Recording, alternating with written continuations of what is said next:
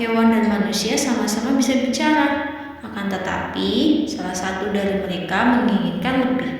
Apakah mereka mendapatkan yang mereka inginkan dan bagaimana ketamakan akhirnya membalas mereka?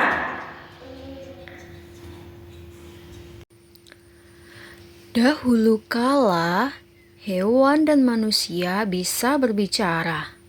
Mereka ditempatkan bersama di bumi dengan kedudukan sederajat. Selama ratusan tahun, hewan dan manusia hidup bersama dalam damai. Lalu, tibalah saat singa memerintah kerajaan hewan. Kerajaan hewan pelan-pelan berubah. Hanya hewan duduk di istana raja. Banyak hewan duduk di istana raja. Beberapa dari mereka memiliki maksud baik, beberapa memiliki rencana jahat.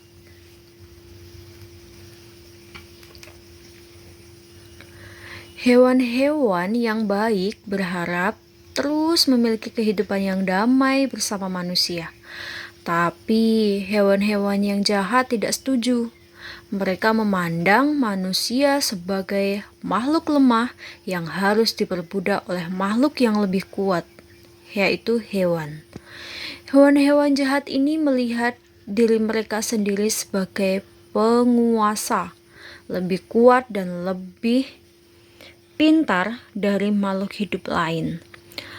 Mereka juga tahu bahwa jumlah hewan lebih banyak daripada manusia. Manusia lahir untuk menjadi budak kita. Desis ular.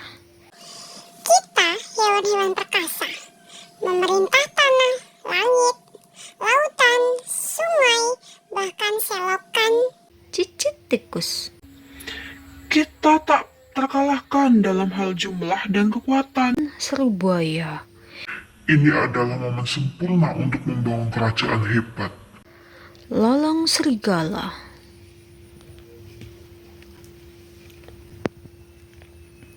Setelah mendengar semua argumen itu, singa berhasil diyakinkan. Dengan kehausannya sendiri akan kekuasaan yang lebih besar, singa dengan senang hati mengikuti rencana jahat untuk memperbudak manusia. Beberapa anggota kerajaan berusaha melarangnya. Mereka memperingatkan raja akan akibat dari rencana bodoh ini. Tapi singa dengan cepat membubarkan mereka. Manusia tidak layak berdiri sama tinggi dengan kita. Mereka adalah budak kita. Seru sang raja.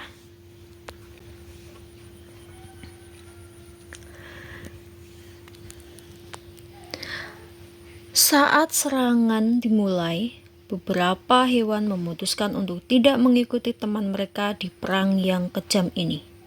Alih-alih, mereka memihak manusia dan berjuang untuk melindungi keberadaan manusia. Kuda, sapi, anjing, lumba-lumba, burung merpati adalah beberapa hewan yang diam-diam menyamar untuk membantu manusia. Banyak orang menderita selama perang ini.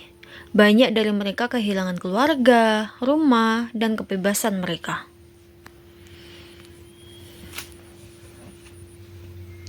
Seperti yang para hewan prediksi sebelumnya, manusia kalah jumlah. Kemenangan para hewan hanya tinggal sedikit lagi. Trompet kemenangan siap untuk ditiup. Selama masa mengerikan ini, manusia tidak pernah berhenti berdoa kepada sang penguasa dan meminta pertolongan dan belas kasihan. Semuanya berdoa di setiap hari untuk meminta perlindungan. Akhirnya, doa mereka didengar sang penguasa, menghentikan peperangan pada waktunya.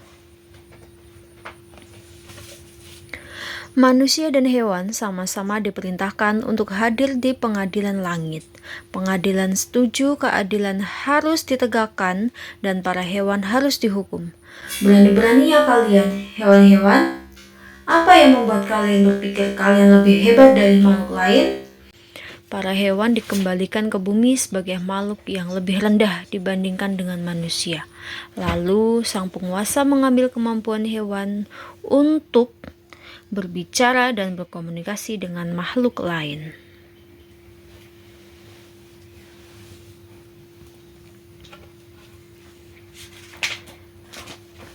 Untuk hewan-hewan yang sudah membantu manusia selama peperangan, sang penguasa mengakui jasa mereka dengan menaruh mereka persis di sisi manusia. Tugas mereka adalah membantu manusia untuk menjadi teman dan penjaga. Hewan-hewan baik ini pada akhirnya dicintai oleh manusia. Untuk hewan-hewan yang lain, mereka ditempatkan menjadi hewan liar, diabaikan, dan kadang diburu oleh manusia. Sejak hari itu, semua hewan yang hidup di bumi tidak lagi bisa bicara.